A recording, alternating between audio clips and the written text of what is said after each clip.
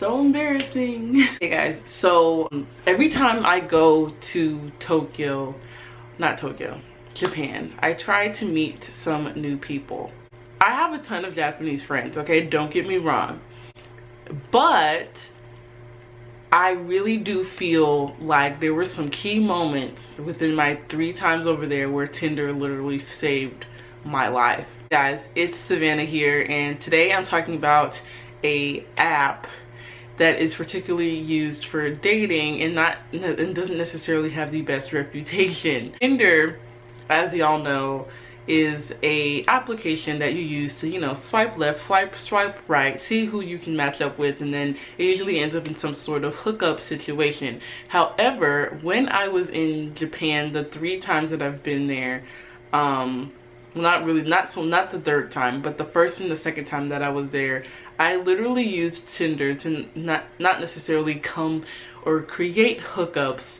However, I was able to find friends that eventually became really close friends of mine. And so I do, after you're swiping through all the left and the rights and messaging people, and then it doesn't work out, and then people say that they're gonna hang out with you, but they really don't hang out with you. After weeding through all of that crap, I decided to come and tell y'all the 2 people that I met through Tinder that literally saved my life while I was over in Japan. So the first time, I was swiping and I met this guy named Gino, born in Japan. Then his mom, Japanese mom, and American Spanishish dad moved to the States.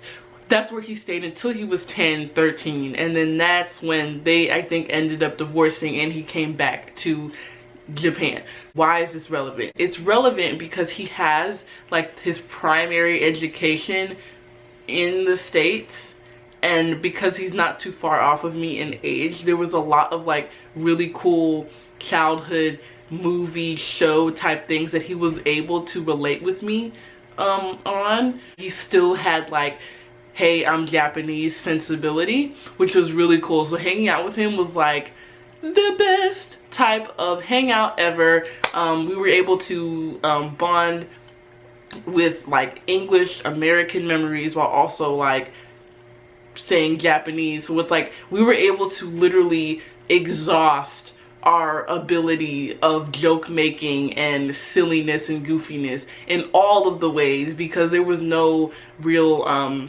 thing that maybe he didn't really experience or didn't understand or haven't heard of before concerning the States. So that was like an amazing relationship, and I still talk to him to this day. This next one I'm going to also say was a complete success, and probably the most wild. The 2nd time I went there to Japan, I was on the Tinder app again, and I found this guy named Saudi.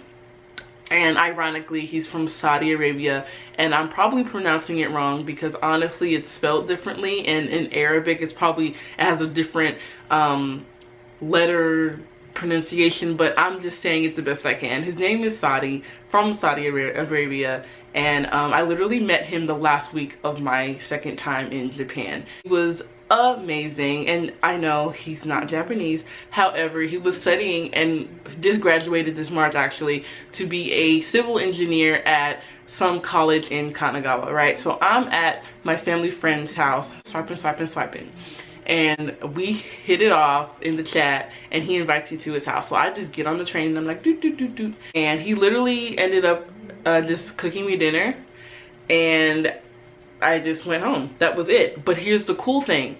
Walked me back to the station. I went home. That was my last week there. Like I told you, it was my 2nd time. But he's the guy with whom I stayed during my whole 3rd time in Japan, because we kept in contact throughout that whole year after my 2nd time.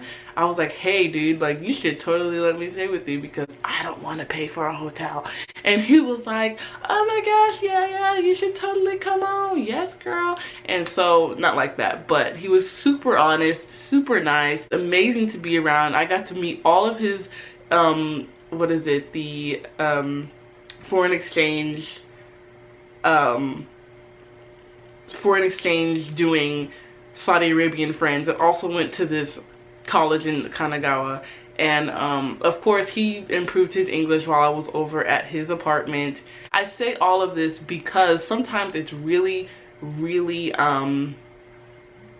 not okay, it's off-putting to say that I met these people through Tinder, and so I usually don't like to talk about it. However, me saying that I didn't use it and it didn't work for me while I was traveling would be a bald-faced lie. So the moral of the story is sometimes the stuff works, okay, even if it's not for its intended purpose. Like, for example, this was not a romantic situation, it was just for friendships, but it did work out, and I actually ended up creating some amazing friendships along the way.